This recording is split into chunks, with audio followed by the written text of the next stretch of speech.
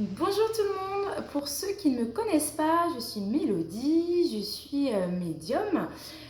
Donc je fais une petite vidéo à la demande de plusieurs personnes et suite à plusieurs messages reçus pour savoir comment se déroule une séance de médiumnité avec moi. Donc avant toute chose, je voudrais juste refaire un point sur la définition de médium. Je vois beaucoup trop de confusion, trop d'erreurs dessus, que ce soit sur les réseaux sociaux ou dans la vie de tous les jours.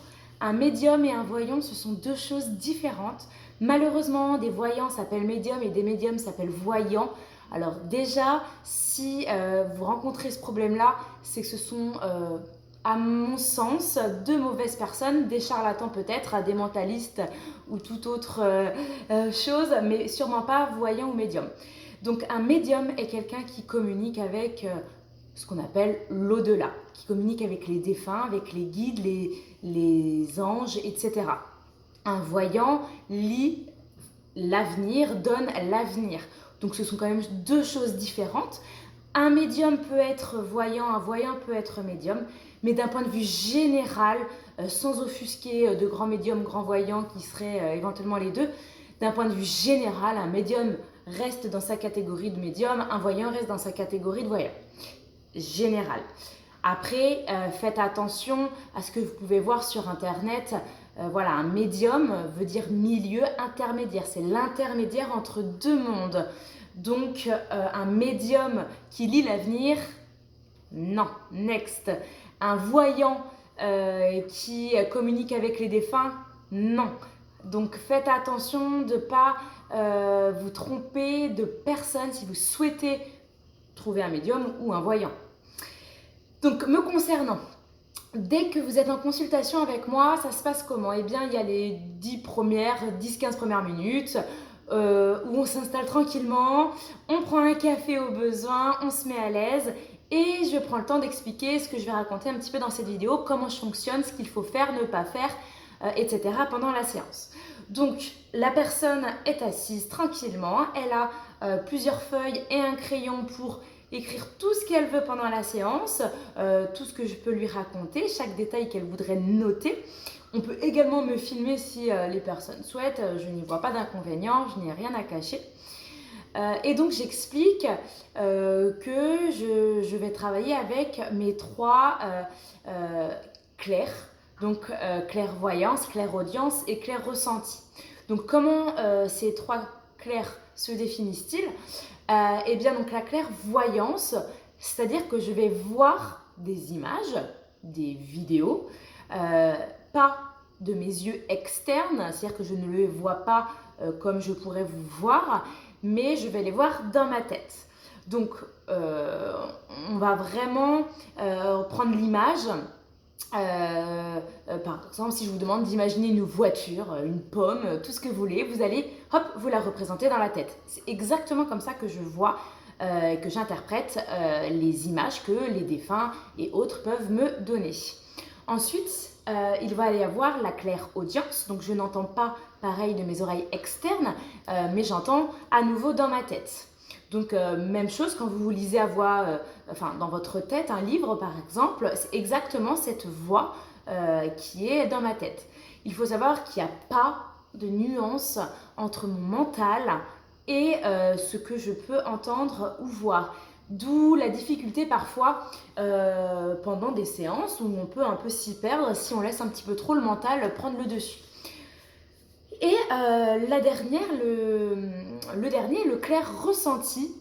Donc ça, je trouve que c'est aussi quelque chose d'extraordinaire.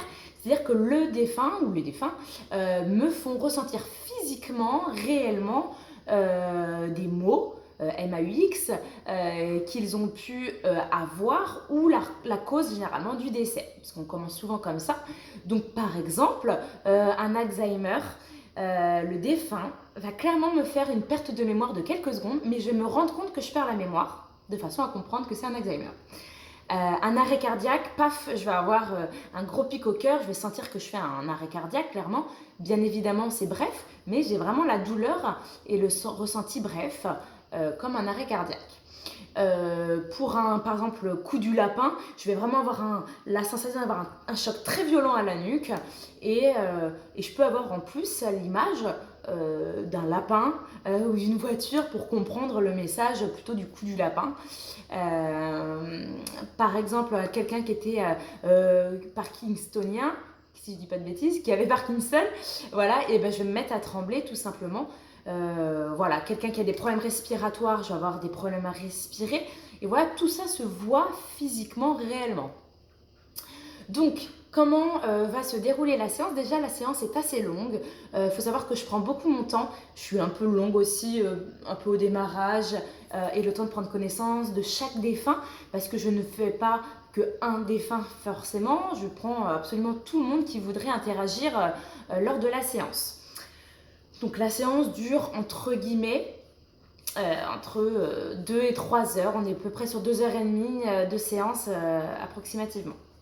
Donc la séance commence donc avec les explications. J'explique également que la personne qui est en face de moi, qui est venue me voir, ne doit pas parler. Donc pour la première partie bien évidemment de la séance, c'est-à-dire qu'elle ne doit pas réagir en me donnant des détails ou toute autre information qui pourrait m'influencer ou qui pourrait me permettre de faire du mentalisme, même si je ne sais pas en faire, mais voilà, je ne voudrais pas qu'on interprète, que j'interprète des expressions, des mots ou autres de la personne qui est en face.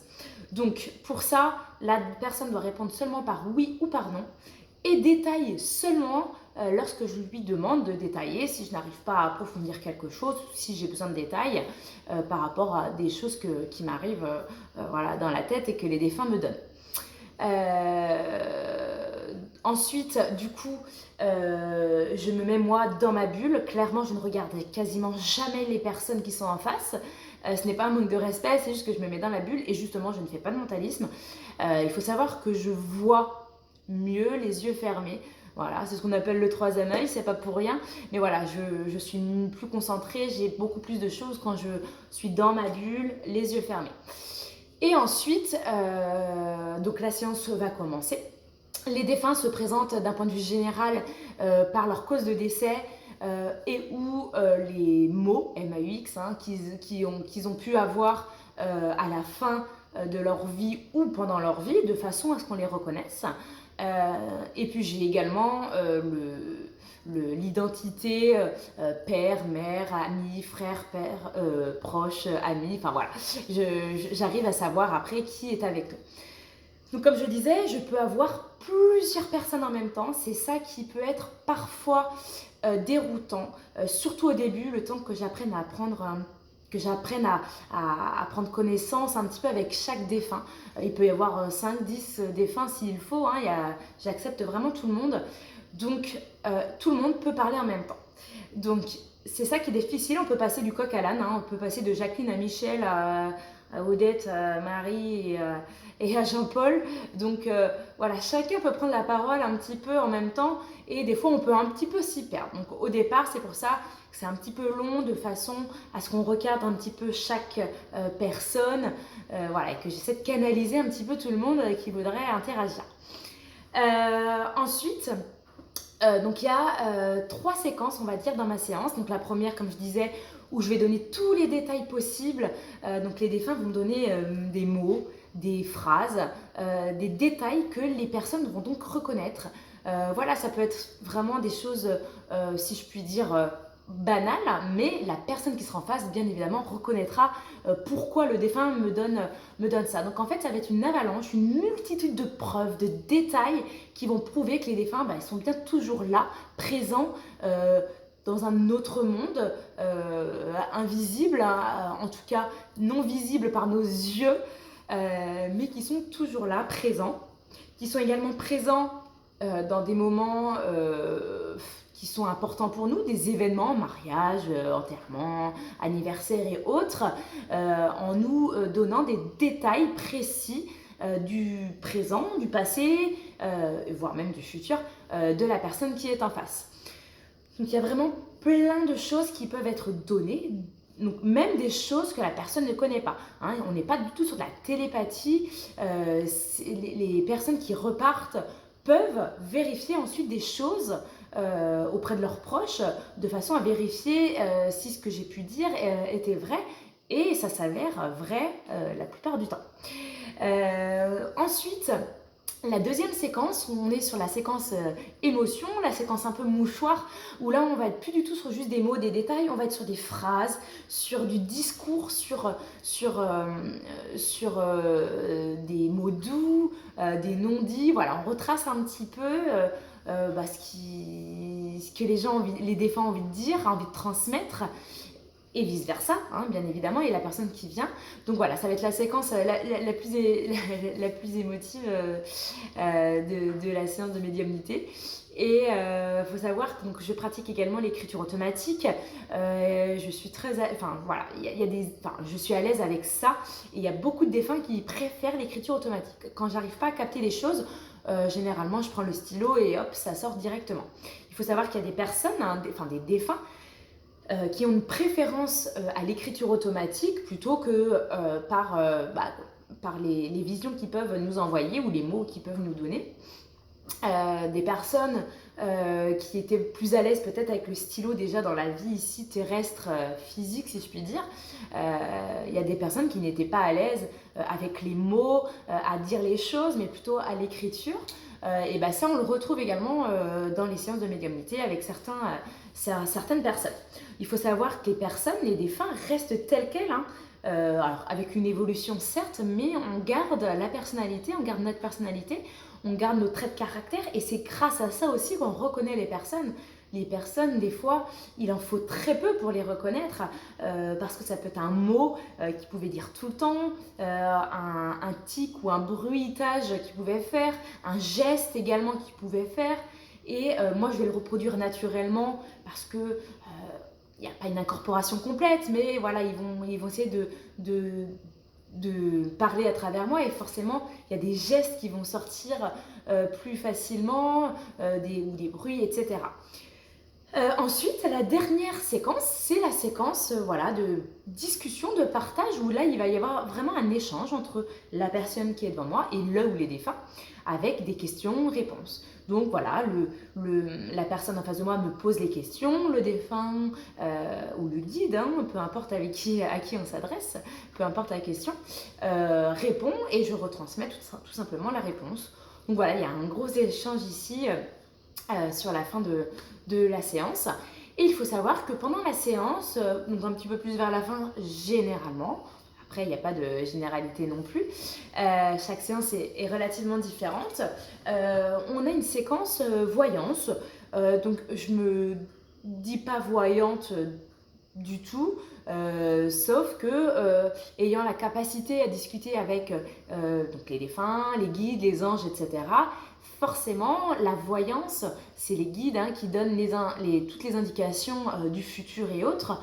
Et du coup, ayant cette capacité à discuter avec les guides, ils peuvent me donner des informations que je retransmets. S'ils me les donnent, c'est pour les retransmettre. Si je ne les ai pas, c'est qu'il ne faut pas les donner, ou c'est qu'ils estiment que la personne n'est pas prête à recevoir, par exemple, l'information ou autre. Donc voilà, il peut y avoir une séquence voyance, comme ça fait une séance très complète, on a un peu de médiumnité, un petit peu de voyance. Souvent, il y a des petits blocages, les personnes qui viennent me voir ont un blocage déjà par rapport au décès d'un ou de plusieurs proches, et en plus ils peuvent avoir un blocage personnel dans leur vie professionnelle, sentimentale et autres, et c'est pour ça que les guides interviennent et me donnent des éléments pour que je puisse aussi faire avancer la personne qui est venue me voir. Donc voilà comment se déroule d'un point de vue général les séances. Donc il faut savoir qu'un défunt, qu'il soit décédé il y a une seconde ou 30 ans, il n'y a pas de différence du tout. On peut communiquer avec tout le monde. Il y a certains médiums qui disent qu'il faut attendre 8 mois. J'ai entendu différentes choses. Alors, je ne veux pas dire que j'ai la science infuse, mais en tout cas, moi, je peux communiquer à la seconde près où la personne est décédée. J'ai également la possibilité d'échanger Alors je sais que ça peut paraître peut-être étonnant, avec des personnes qui sont dans le coma ou dans un état semi-comateux, donc pas forcément dans le coma, mais juste pas assez là pour pouvoir parler. Voilà, les personnes qui sont un petit peu entre les deux mondes justement. J'ai cette faculté que j'ai découvert récemment et qui est extraordinaire parce que je trouve ça extraordinaire qu'on puisse passer des messages euh, de personnes qui sont entre la vie et la mort, clairement, enfin la mort ici terrestre, et faire avancer les choses. Donc aussi, généralement, les personnes qui restent dans le coma, et il faut le savoir, alors après je ne veux pas faire de généralité à nouveau, mais les personnes dans le coma, qui restent assez longtemps dans le coma, attendent en fait des réponses, n'ont pas dit des choses qu'ils voulaient dire et qu'ils ne peuvent plus parce qu'ils sont dans un état qui ne leur permettent pas. Et le fait de pouvoir aller chercher un médium pour pouvoir donner justement les informations manquantes, les messages qui n'ont pas été dits avant cet état-là, permet une libération de la personne. Et généralement, quand la personne était plus sur la fin malheureusement que sur le début, la personne s'en va dans la foulée, voire un ou quelques jours après, les messages dits reçus par le médium et permet vraiment la libération de la personne qui était dans le coma, voilà, qui était bloquée en fait par des choses qui n'étaient pas dites. Donc voilà comment se déroule la séance. Avec moi. Donc voilà, si vous avez besoin de plus d'informations, je reste disponible par message ou en commentaire éventuellement et sur ma page Facebook Mélodie Medium Spirit. Voilà, et bien écoutez, en tout cas, ouvrez-vous au monde spirituel. Je ne demande pas à tout le monde de croire à ça, mais c'est même pas une question de croire parce que c'est là. Il y a beaucoup trop de preuves depuis des millénaires. Il faut savoir que, par exemple, je prends l'exemple de médium, c'est le métier le plus vieux du monde. Donc au bout d'un moment, il faut arrêter d'aller chercher des preuves scientifiques puisque les preuves, on en a partout, tout le temps. Donc voilà, il faut s'ouvrir au monde spirituel et sachez qu'on peut demander beaucoup de choses à partir du moment où on se connecte un petit peu, et on peut recevoir aussi beaucoup dès qu'on a besoin, si on a des questions personnelles,